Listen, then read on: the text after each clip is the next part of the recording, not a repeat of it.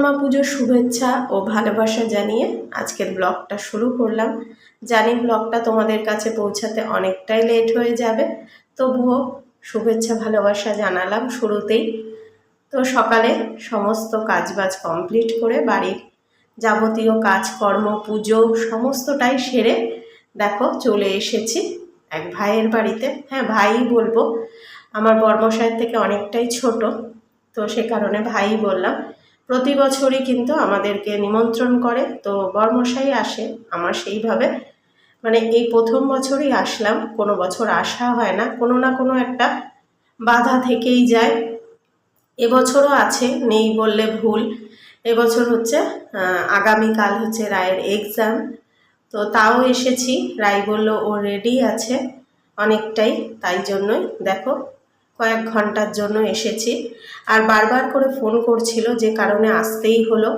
বারবার ফোন করলে দেখবে ভালো লাগে না, যে মানে কেউ যদি বারবার করে ফোন করে ডাকে, বারবার কিন্তু না বলা যায় না। যাই হোক, তো এই ভাইটার বাড়িতে দেখো বিশ্বকর্মা পুজো হয়েছে। প্রথমেই তোমাদের সাথে দেখিয়ে দিলাম, ঠাকুরের দর্শন করিয়ে দিলাম। তো পুজো হয়ে গেছে সকালেই, আমি এসেছি যদিও অনেক দেরিতে, বেলা 3:30-র সময় কিন্তু এসেছি। সবটা একটু জুম করি, ওই জায়গাটা ঢোকা যায় মন্দিরটা।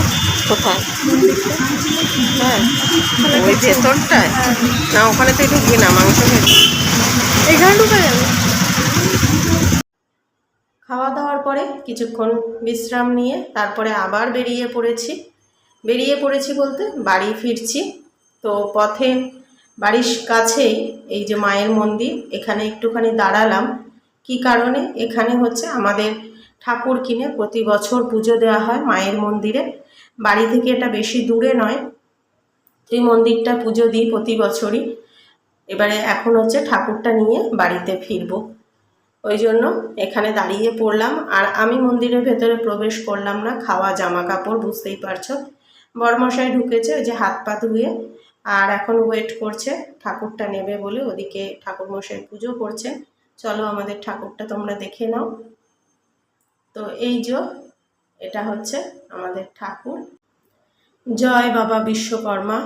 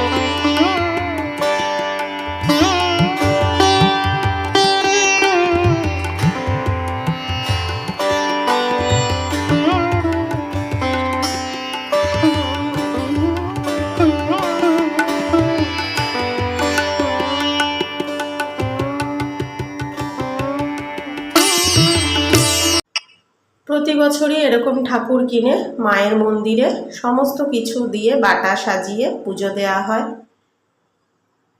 এই যে ঠাকুর নিয়ে এসেছি ঘরে, আর ফুল মিষ্টি যাবতীয় ফল ফলাদি সমস্তটাই কিনে এইভাবেই কিন্তু আমরা প্রতি বছরই পুজো দিই। আবার ঠাকুর মশাই যে টাইমটা বলে দেন সেই টাইমে আবার ঠাকুরকে নিয়ে আসি ঘরে। এই ঠাকুরটা কিন্তু আমার ঘরে থাকবে না, এখন দেখছো ঘরে। তো কালকে বরমশাই এটাকে নিয়ে যাবে আমাদের দোকানে, গিয়ে এটাকে আসনে পাতবে। এটা আবার 1 বছর পুজো হবে, তারপরে আবার সামনে বছর ঠিক একইভাবে কিন্তু ঠাকুর কিনে মন্দিরে পুজো দিয়ে আবার দোকানে গিয়ে পাতা হবে।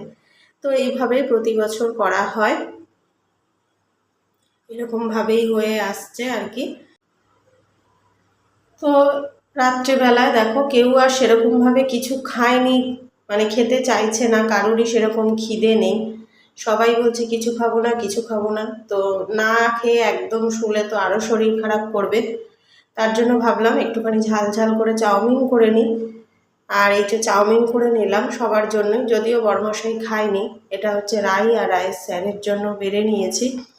তো স্যার এসছেন, কালকে যে এক্সামটা রয়েছে সেই এক্সাম মানে সেই সাবজেক্টটা হচ্ছে একটুখানি দেখিয়ে দেবেন আর কি। তো তার জন্য এই যে বেড়ে দিয়েছি, এখন দুজনকে দিয়ে দেব। আর এদিকে যাদের বাড়িতে গিয়েছিলাম সেরকমভাবে সেখানে গিয়ে ভিডিও করতে পারিনি, কারণ বেশিক্ষণ সেখানে ছিলাম না, খুব অল্প সময় ছিলাম, গেছি খাওয়া দাওয়া করে চলে এসেছি। আর কি খাওয়া দাওয়া করালো না করালো কোনো কিছুই তোমাদের সাথে শেয়ার করতে পারিনি, জাস্ট ভাতটাই দেখিয়েছিলাম। তো ভাত, ডাল, চিপস, মাটন সবই করেছিল, আর প্রত্যেকটা রান্নাই খুব সুন্দর হয়েছিল।